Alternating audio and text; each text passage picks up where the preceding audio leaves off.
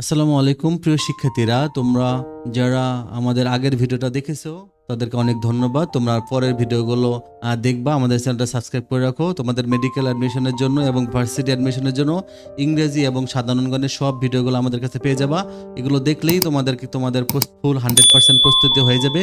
আর তোমরা হলো যে নিজেদের ফিজিক্স কেমিস্ট্রি ম্যাথটা একটু পড়তে থাকবা, তাই হয়ে যাবে। আর যারা ভার্সিটিতে বি এবং সি ইউনিটের পরীক্ষা দিবে তাদের ইংরেজিটা খুবই গুরুত্বপূর্ণ, কারণ তার ইংরেজিতে ফেল করে ইংরেজিতে পাশ করলে কিন্তু ভার্সিটিতে সিট পাওয়া যায়। তোমরা আমাদের ভিডিওগুলো দেখলে তোমরা সব শিখতে পারবা। ধাপে ধাপে আমি সব শিখাবো। আর আমাদের চ্যানেলটা সাবস্ক্রাইব করে রাখো যেন তোমরা ভিডিওগুলো দ্রুত পেয়ে যাও।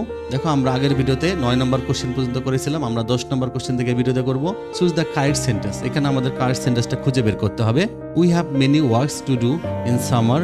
We have much works to do in summer. We have a lot of works to do in summer. We have a lot of works to do in summer. তাহলে এখানে রিয়েল অ্যান্সারটা কি হবে? তাহলে আমরা এটা বের করব।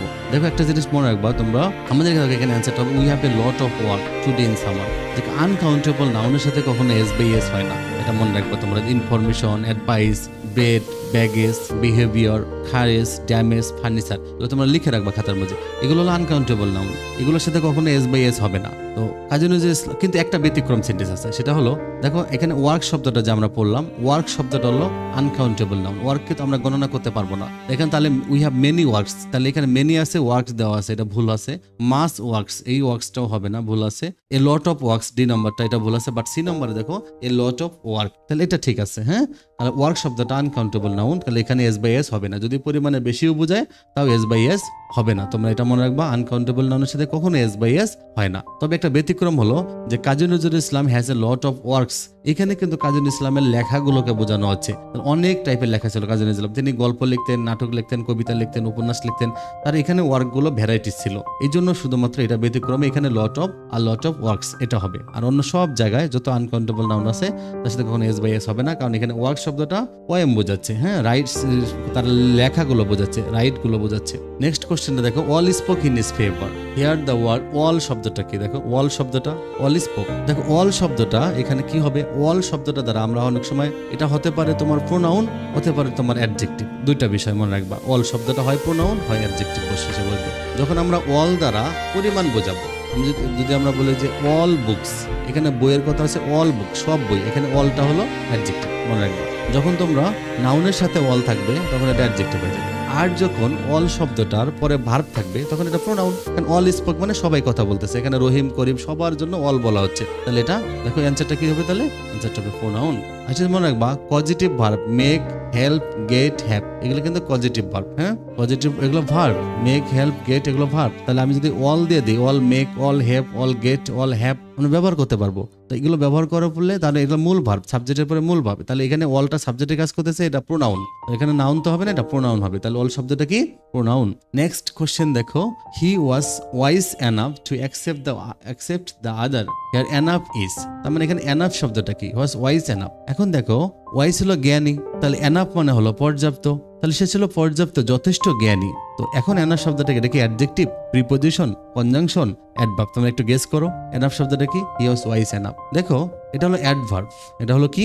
অ্যাডভার্ব। মনে রাখবা অ্যাডজেক্টিভ, ভার্ব, অ্যাডভার্ব এদেরকে যদি কেউ মডিফাই করে এটা হবে অ্যাডভার্ব। আর নাউন প্রোনাউনকে যদি মডিফাই করে তাহলে হবে অ্যাডজেক্টিভ। মনে রাখবা অ্যাডজেক্টিভকে ভার্ব আর অ্যাডভার্ব, এটা তোমরা লিখে রাখবা। অ্যাডজেক্টিভ, ভার্ব, অ্যাডভার্ব, এই তিনটা জিনিসকে যদি কোনো কেউ মডিফাই করে, এই তিনটা জিনিস নিয়ে যদি কথা বলা হয় কোনো শব্দ দেয়, সেটা অ্যাডভার্ব হবে। আর নাউন প্রোনাউন সম্পর্কে যদি হয় তখন সেটা হবে অ্যাডজেক্টিভ। এখানে শব্দটা দেখো যে হি ওয়াজ ওয়াইজ এনাফ, মানে যথেষ্ট জ্ঞানী। তাহলে ওয়াইজ শব্দটা হলো জ্ঞানী, হি ওয়াজ ওয়াইজ, তাহলে ওয়াইজ শব্দটা অ্যাডজেক্টিভ, ওই শব্দটা অ্যাডজেক্টিভ। তাহলে আমরা অ্যাডজেক্টিভ এনাফ, পর্যাপ্ত জ্ঞানী। হির এনাফের সাথে কোনো সম্পর্ক নেই। যদি হির সাথে এনাফের সম্পর্ক হইতো তাহলে এনাফ শব্দটা অ্যাডজেক্টিভের কাজ করতো। বাট এখানে ওয়াইজ শব্দটা অ্যাডজেক্টিভ, ওয়াইজ শব্দটাকে মডিফাই করতেছে এনাফ শব্দটা, এই জন্য এখানে এনাফ শব্দটা হলো অ্যাডভার্ব। আশা করি বুঝতে পারছো। তাহলে মনে রাখবা তোমরা অ্যাডজেক্টিভ, ভার্ব, অ্যাডভার্ব এটা মডিফাই করে অ্যাডভার্ব দ্বারা। আর noun pronoun is modified with adjective, আর নাউন প্রোনাউনকে মডিফাই করলে সেটা হবে adjective. The word right has been used as a verb in which of the following sentence, মানে রাইট শব্দটা কোন ভার্ব হিসেবে ব্যবহার করা হয়েছে এখানে। এটা যখন মেডিকেলে 2019-20 আসছিল, ইট is a matter of right, it is matter of right. Serve him right. He is the right man for the job. It is such a fault that it will right itself. দেখো it is such A fault that it will right itself. এটা এমন একটা ত্রুটি যে এটা নিজে নিজেই ঠিক হয়ে যাবে ভুলটা। দেখো ইট উইল রাইট, দেখো ইট উইল রাইট, তাহলে এখানে এই যে উইল হলো অক্সিলারি ভার্ব, তা উইলের এটা কখনোই মূল ভার্ব হিসেবে বসতে পারে না। তা উইলের পরে তাহলে অবশ্যই রাইটটা এখানে মূল ভার্ব হিসেবে বসছে, তাহলে এটা ভার্ব হবে। ওকে, আর এখানে দ্য রাইট ম্যান, কেমন ম্যান? দ্য রাইট ম্যান, তাহলে এই রাইটটা এখানে অ্যাডজেক্টিভ। আর সার্ভ হিম রাইট, এখনই সার্ভ করবা, তাহলে এটা সার্ভটা রাইটের সাথে সম্পর্ক, ভার্ব এটা সার্ভ হলো ভার্ব, তাহলে এই রাইটটা হলো অ্যাডভার্ব, এটা হলো অ্যাডভার্ব। তাহলে তোমরা মনে রাখবা এটা যে, আর এখানে দেখো it is a matter of right, প্রিপোজিশনের পরে কোনো ওয়ার্ড থাকলে সেটা অ্যাডজেক্টিভ হয়ে যায়। হ্যাঁ, আর প্রিপোজিশনের পরে অনেক সময় এটা আবার নাউনও হয়, মনে রাখবা প্রিপোজিশনের পরে নাউনও হয়। তাহলে এখানে তাহলে it is such a fall that it will right itself, এখানে রাইট এই প্রথম রাইটটা এই যে নাউন, দেখছো প্রিপোজিশন ছিল অফ রাইট, এই প্রিপোজিশনের পরে ওই যে ওয়ার্ডটা রাইটটা নাউন ছিল, আর পরেরটা হলো রাইটটা হলো অ্যাডভার্ব ছিল, আমরা বললামই, আর শেষে রাইটটা হলো অ্যাডজেক্টিভ। তার মানে আমরা আর ডি নম্বরটা আমাদের রিয়াল, ডি নম্বরটা হলো ভার্ব, আমাদের বলছে কোনটা ভার্ব, তাহলে it will right itself, answer D নম্বরটা। তারপর দেখো are you an early riser, here early কি? আর্লি রাইজার, তাহলে রাইজারটা নাউন। হ্যাঁ, তাহলে আর্লিটা কি? মনে রাখবা আর্লিটা হলো এখানে নর্মাল আর্লি শব্দটা অ্যাডভার্ব, কিন্তু এখানে আর্লি রাইজার, এখানে আর্লিটা অ্যাডজেক্টিভ। মনে রাখবা যদি এ এন দি এগুলোকে ডিটারমিনার বলে, ডিটারমিনারের পরে যখন একটা ওয়ার্ড থাকবে সেটা নাউন হয়ে যাবে, আর ডিটারমিনার পরে যখন দুইটা ওয়ার্ড থাকবে তখন প্রথমটা অ্যাডজেক্টিভ হবে, তারপর এটা নাউন হবে। রাইজারটা ছিল আর্লি, এখানে রাইজারের কথা বলা হচ্ছে, তার মানে এখানে আর্লি রাইজার, রাইজার ছিল আর্লি, তাহলে এখানে তাহলে আমরা এটা কি হয় দেখো, তাহলে এখানে অ্যাডজেক্টিভ হবে। মনে রাখবা আর্টিকেল, প্রিপোজিশন অথবা পজেসিভ, পজেসিভ মানে মাই, আওয়ার, হিস, এগুলোর পরে একটা ওয়ার্ড থাকলে নাউন হয়, প্রিপোজিশনের পরে একটা ওয়ার্ড থাকলে নাউন হয়, আর্টিকেলের পরে একটা ওয়ার্ড থাকলে এন দের পর একটা ওয়ার্ড থাকলে নাউন হয়, মনে রাখবা। কিন্তু আর্টিকেল, প্রিপোজিশন, পজেসিভ, পজেসিভ মানে মাই, আওয়ার, হিস, দেয়ার, এগুলো যদি থাকে তখন এগুলোর পরে দুইটা ওয়ার্ড থাকলে প্রথম অ্যাডজেক্টিভ পরেরটা নাউন। তোমাদের জন্য এটা এত গুরুত্বপূর্ণ রুল, তোমরা বুঝতে পারবা যে এটা এত ইম্পর্টেন্ট একটা রুল, যে আর্টিকেল, প্রিপোজিশন, পজেসিভের পরে দুইটা ওয়ার্ড থাকলে প্রথমটা অ্যাডজেক্টিভ পরেরটা নাউন, আর শুধু ডিটারমিনার এ এন দের পরে নাউন হয়, শুধু ডিটারমিনার পরে দুইটা ওয়ার্ড থাকলে প্রথমটা অ্যাডজেক্টিভ পরেরটা নাউন, এটা মনে রাখবা। আর্টিকেল, প্রিপোজিশন, পজেসিভ এগুলোর সাথে সাথে একটা ওয়ার্ড থাকলে একটা মিনিংফুল ওয়ার্ড সেটা নাউন হবে, আর দুইটা মিনিংফুল ওয়ার্ড মিলে একটা শব্দ অর্থ বোঝাইলে তাহলে প্রথমটা অ্যাডজেক্টিভ তারপর একটা নাউন, এটা তোমরা মনে রাখবা। তাহলে এখানে দেখো তোমাদের আর্লি রাইজার ছিল, এ এন ছিল, এন এর পরে দুইটা ওয়ার্ড আছে, আর্লি রাইজার একটা অর্থ বোঝাচ্ছে, তো আর্লি শব্দটা অ্যাডজেক্টিভ আর রাইজার শব্দটা নাউন, খুবই ইম্পর্টেন্ট একটা রুল, তোমরা মনে রাখবা। তাহলে এই নোটটা তোমরা লিখে রাখবা।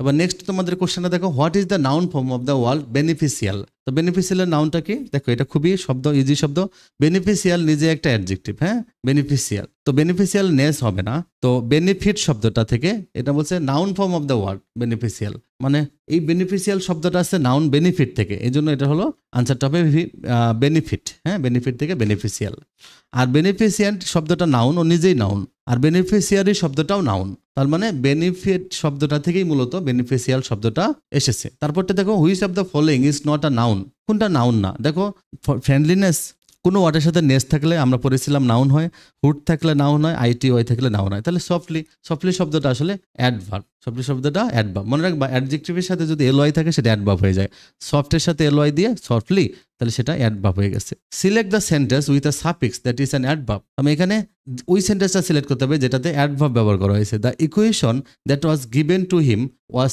Solvable, there was a structural if defect in the monument, এটা ডেন্টাল আর্টস হলো 21 ভাষে, হি স্পিক ইংলিশ ফ্লুয়েন্টলি। দেখো এই যে এখানে ফ্লুয়েন্টলি অ্যাডজেক্টিভ ফ্লুয়েন্ট এর সাথে এলওয়াই দেওয়া আছে, তাহলে এখানে অ্যাডভার্ব আছে, তাহলে এটা হলো কারেক্ট সেন্টেন্স আমাদের। দেখো অনেক ইজি কোশ্চেন এগুলো, হ্যাঁ ইজি ভাবে আসে পরীক্ষাতে। What is the noun form of the word forget? তাহলে ফরগেটের নাউন ফর্ম কি? তাহলে ফরগেটফুলনেস, আমরা জানি নেস থাকলে নাউন হয়, আর ফুল থাকলে এটা অ্যাডজেক্টিভ হয়ে যাবে, ফুলই থাকলে কোনো ওয়ার্ডের সাথে এলওয়াই থাকলে সেটা অ্যাডভার্ব হবে, আর ফরগেটেন ইএন থাকলে সেই ওয়ার্ডটাকে ভার্ব বলা হয়, যেমন ব্ল্যাকেন, হোয়াইটেন, এরকম। Correct adjective of the word contempt, দেখো কন্টেম্পট শব্দটার কারেক্ট অ্যাডজেক্টিভ কোনটা? কন্টেম্পটেবল, কন্টেম্পটিং, কন্টেম্পটেশন, কন্টেম্পটেবল। তোমরা এটা একটা গেস করে তোমরা কমেন্ট বক্সে লিখবা এই কোশ্চেনটার অ্যান্সার। আসলে অ্যান্সারটা হবে কন্টেম্পটেবল। কি হবে? কন্টেম্পটেবল। কেন কন্টেম্পটেবল? কন্টেম্পটেবল নয় কেন? এবল হলো না কেন? মনে রাখবা অ্যাবল কোনো ওয়ার্ডের সাথে সাথে থাকলে সে অ্যাডজেক্টিভ, কিন্তু মনে রাখবা কোনো একটা ওয়ার্ডের শেষে যদি পিটি, এরকম টি আছে, পিটি, হ্যাঁ পিটি আছে, তখন সেটা অ্যাবল না হয় ইবল হয়, ইবল, এটা মনে রাখবা, IBLE। হ্যাঁ, ভার্ব সাথে অ্যাবল বা ইবল দিলে অ্যাডজেক্টিভ হয়, কিন্তু verb ending with T then it adds ible, যেমন রেসিস্টিবল, কন্টেম্পটিবল। খুবই ইম্পর্টেন্ট একটা নোট, তোমরা এটা খাতায় লিখে রাখবা। নেক্সট কোশ্চেনটা দেখো, what part of speech is the word extraordinary? Extraordinary শব্দটা কি, এটাকে তোমরা বলবা। আসলে আমরা বলি হি ইজ এক্সট্রাঅর্ডিনারি জিনিয়াস, তাহলে এক্সট্রাঅর্ডিনারি শব্দটা আসলে অ্যাডজেক্টিভ। যেমন আমি বললাম he is an extraordinary man, তাহলে আমরা এক্সট্রাঅর্ডিনারি শব্দটা নাউনের আগে দিতে পারি। কোনো ওয়ার্ডকে যদি নাউনের আগে তোমরা দিতে পারো তাহলে সেটা মনে রাখবে অ্যাডজেক্টিভ, খুবই ইজি টপিক। নাউনের আগে দিতে পারলেই সেটা অ্যাডজেক্টিভ। প্রিয় শিক্ষার্থীরা, তোমরা আমাদের চ্যানেলটা সাবস্ক্রাইব করে রাখো নিত্য নতুন সকল ভিডিওগুলো পাওয়ার জন্য, এবং তোমাদের মেডিকেল প্লাস ভার্সিটি অ্যাডমিশনের যত ইংরেজি লাগে খুব ইজি, অল্প ইংরেজিতে আমরা তোমাদের সবগুলো টপিকস কমপ্লিট করাবো। তোমরা আমাদের ভিডিওগুলো দেখলেই হবে, তোমাদের আর কোনো কোচিং বা কোনো কিছু কিচ্ছু পড়তে হবে না। এগুলো দেখেই তোমরা অ্যাডমিশনের ফুল প্রস্তুতি হয়ে যাবে। আমাদের চ্যানেলটা সাবস্ক্রাইব করে রাখো শুধু ইংরেজির জন্য, আর বলছি সাধারণ জ্ঞানের জন্য। ওকে, আর এক্সট্রা ভিডিওগুলো তোমরা নিজেদের এক্সট্রা সাবজেক্টগুলো নিজেরা পড়ে নেবা। তোমরা মনে রাখো যারা মেডিকেলে পড়ো তাদের কিন্তু 30 মার্কের সাধারণ জ্ঞান আর ইংরেজি থাকে, তো তোমাদের এই 30 মার্কের কোশ্চেন ইজিলি আমাদের সাথে হয়ে যাবে। আর তোমরা বায়োলজিটা একটু বেশি করে পড়বা, বায়োলজি বোর্ড বইটা ভালো করে মুখস্থ করবা। আরেকটা জিনিস মনে রাখবা, তোমরা জিওলজি ভালো করে পড়বা, জিওলজির পার্ট বাই পার্ট তোমরা শিখবা ভালো করে। আর ফিজিক্স কেমিস্ট্রি অল্প কিছু কোশ্চেন আছে, সেগুলো তোমরা একাডেমিক পড়া পড়তে হয়ে যাবে। আর যারা 9-10 ইন্টার ফার্স্ট ইয়ারে পড়ো তোমরা এখন থেকেই প্রস্তুতি নিতে থাকো, তোমাদের জন্য খুবই ভালো হবে। ভালো থেকো।